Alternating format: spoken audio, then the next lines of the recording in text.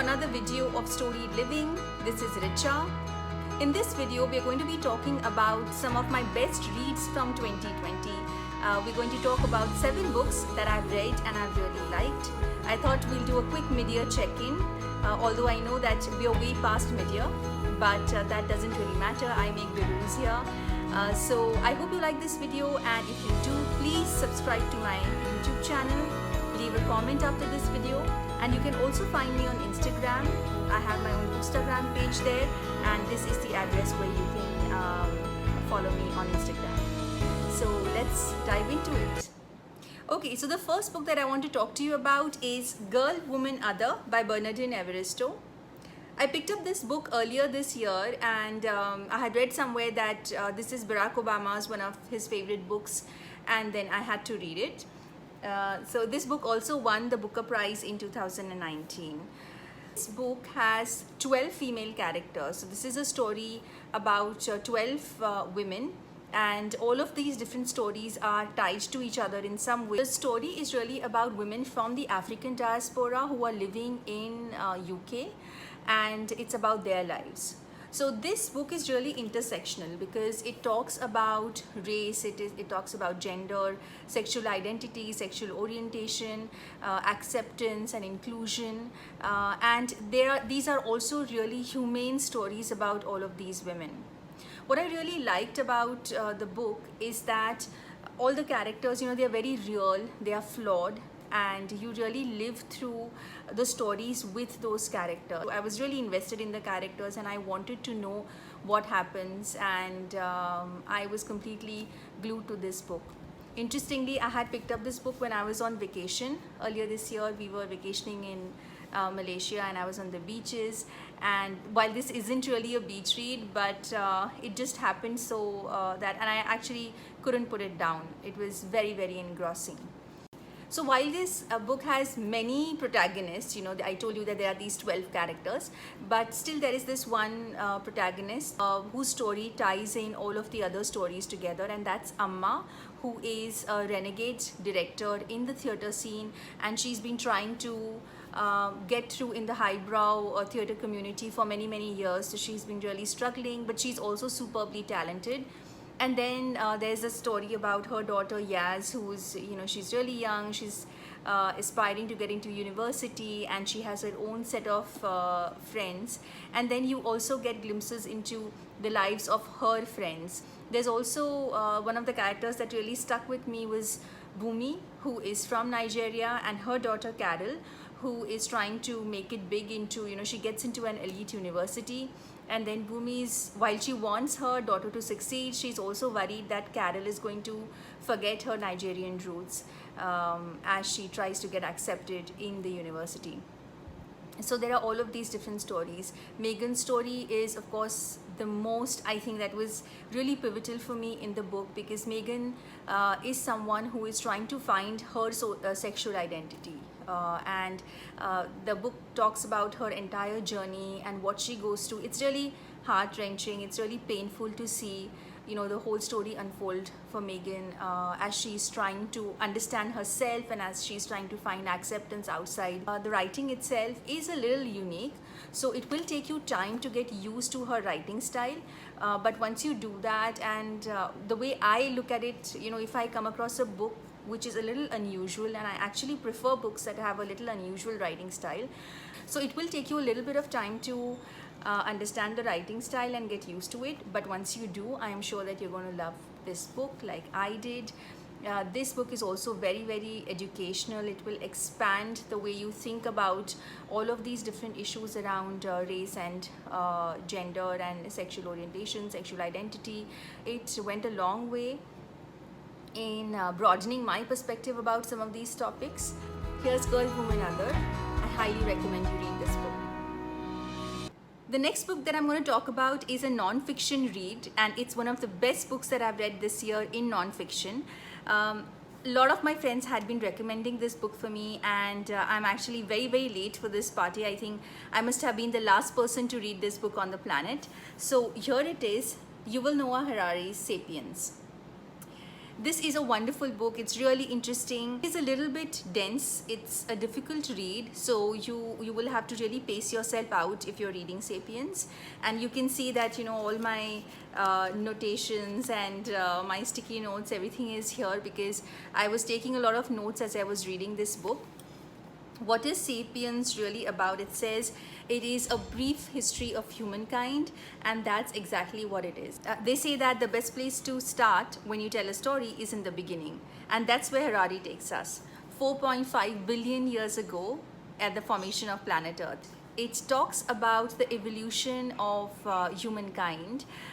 It talks about how Neanderthals and Homo sapiens evolved and how did they migrate across the planet, and then what happened.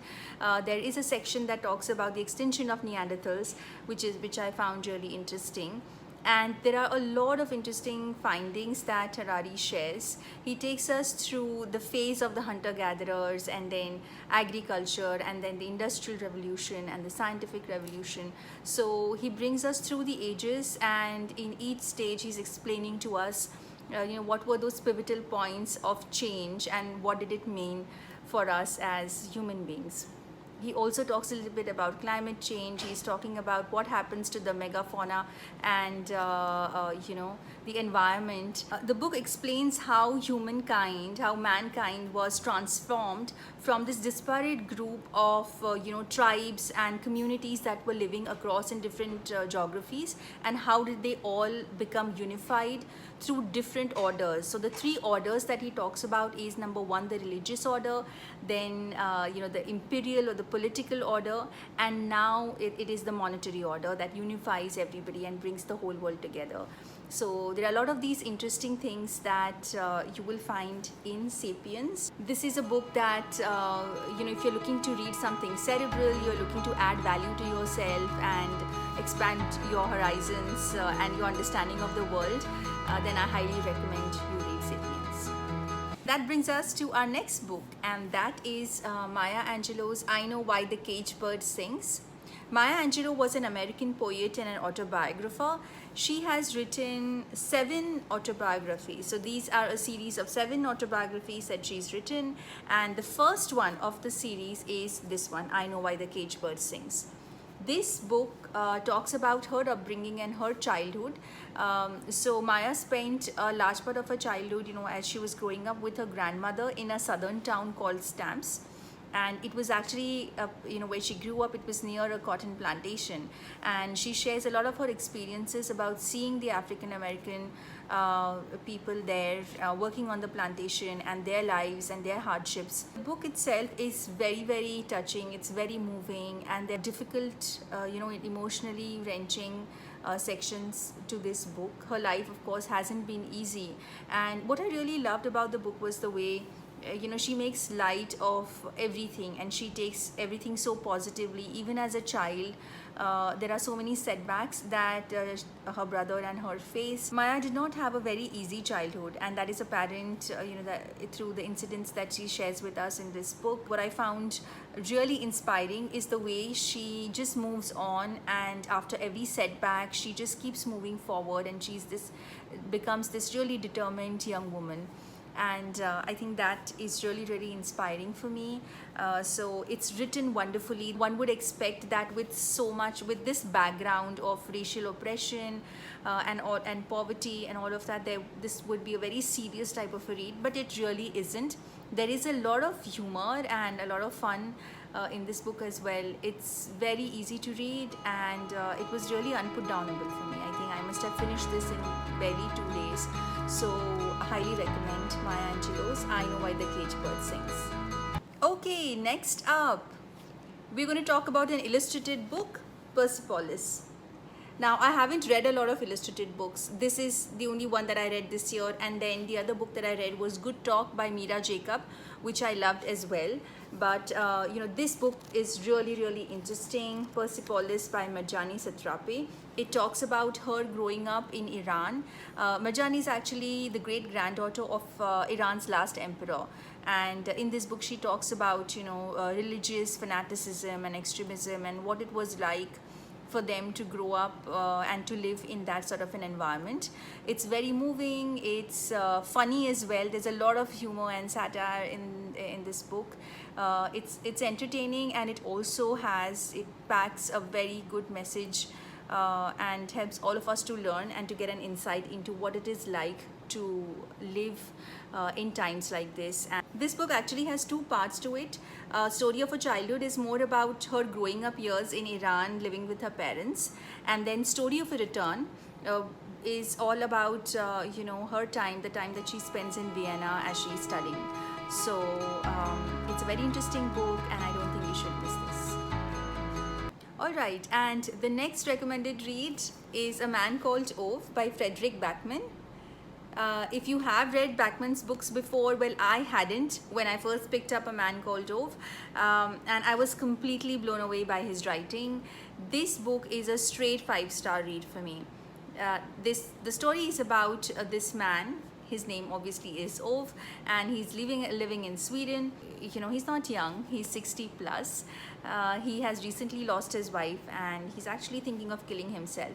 But what's interesting to see is what really happens to Ove, and the friendships that he makes and the relationships that he builds with people around him when he is he's not intending to make friends at all. What he's intending to do is to actually kill himself.